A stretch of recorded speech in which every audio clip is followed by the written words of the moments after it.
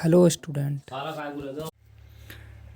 प्रिय छात्रों, आज हम धमनी तथा सिरा के बारे में पढ़ने जा रहे हैं, जिसमें हम धमनी तथा सिरा में अंतर जानेंगे, उसके भागों के बारे में जानेंगे और उनका कार्य जानेंगे। चलिए स्टूडेंट्स, इसे स्टार्ट करते हैं इस सेशन को। मुख्य मैं आपको बता दूं तथा धमनी तथा सिरा का क्या कार्य होता है। इनका कार्य जिस तरह टैक्सी होती है सवारी ढोने का काम, उसी तरह धमनी तथा सिरा का भी यही काम है। ये रक्त को ढोने का काम करते हैं, यानी रक्त का परिवहन करते हैं एक स्थान से दूसरे स्थान को। आई होप स्टूडेंट्स आप इसके बारे में समझ गए होंगे। धमनी तथा सिरा का क्या कार्य है, ये मुख्य ही ब्लड को एक स्थान से दूसरे स्थान को पहुंचाते हैं। चलिए इसे स्टार्ट करते हैं। हम देखते हैं, इस तरफ ये धमनी होगी, इस तरफ ये सिरा होगा। चलिए इसके भागों के बारे में जानते हैं। इसकी आंतरिक संरचना किस तरह बनी है। इसकी आंतरिक संरचना सबसे पहले हम आंतरिक में देखें तो इसमें केशिका यानी अंतस्तर कोशिका पाई जाती है, जिसमें ये रक्त इन केशिकाओं के माध्यम से एक स्थान से दूसरे स्थान जाता है। स्टूडेंट्स आपको समझ आ रहा होगा। सबसे पहले हम देखते हैं इसका ट्यूनिका एंटीमा, ये दोनों में कॉमन है। ये देख सकते हैं आप, रेड कलर की दोनों तरफ है ट्यूनिका एंटीमा। ठीक है स्टूडेंट्स, चलिए इसके बाद देखते हैं हम सबएंडोथेलियल परत। ये इसी में भी कॉमन है और इसमें भी कॉमन है, ये भी इसमें परत पाई जाती है। ठीक है स्टूडेंट्स, उसके बाद हम देखते हैं आंतरिक लोचदार झिल्ली, जो कि ये धमनी में पाई जाती है। उसके बाद हम देखेंगे ट्यूनिक मीडिया। ये आप रेड कलर की दिखाई दे रही होगी आपको दोनों तरफ, ये दोनों में पाई जाती है ट्यूनिक मीडिया, यानी आंतरिक संरचना इसके भागों के बारे में आप जान रहे हैं। उसके बाद हम देखते हैं बाहरी लोचदार झिल्ली। ये हमारी धमनी में पाई जाती है, सिरा में नहीं पाई जाती।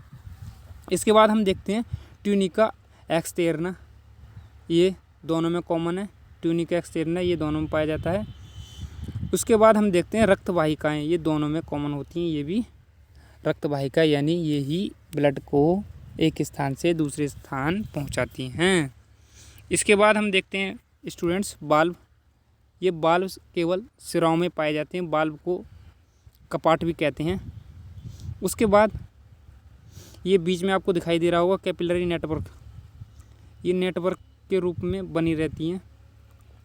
ठीक है स्टूडेंट्स, एक दूसरे से जुड़ी रहती हैं। चलिए उसके बाद हम जानते हैं इसके मुख्य कार्य, क्या क्या अंतर है दोनों में, क्या क्या अंतर नहीं है।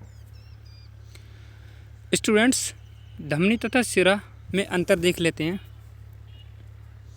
इस तरफ धमनी होगी, इस तरफ सिरा होगे, दोनों के बारे में, जिन्हें धमनी को आर्टरीज भी बोलते हैं और सिरा को वेन भी कहते हैं। ठीक है स्टूडेंट्स, यानी नस बोल सकते हैं हम। चलिए पहला अंतर जान लेते हैं, दोनों में क्या डिफरेंस है। सबसे पहले यानी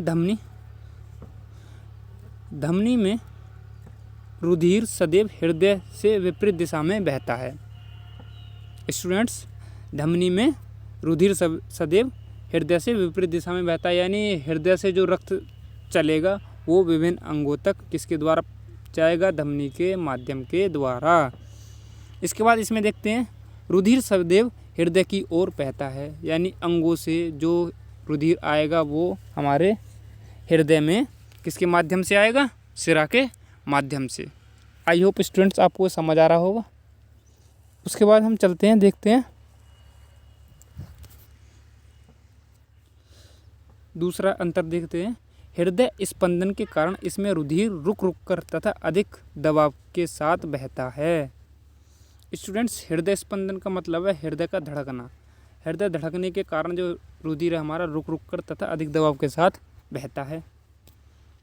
इसके बाद सिरा में अंतर देखते हैं। सिरा में रुधिर बहाव की गति धीमी व एक सी समान रहती है, यानी जो सिरा में रुधिर का बहाव रहता है वो हमेशा एक समान रहता है। इसमें रुधिर की गति हमारी रुक कर तथा अधिक दबाव के साथ बहती है।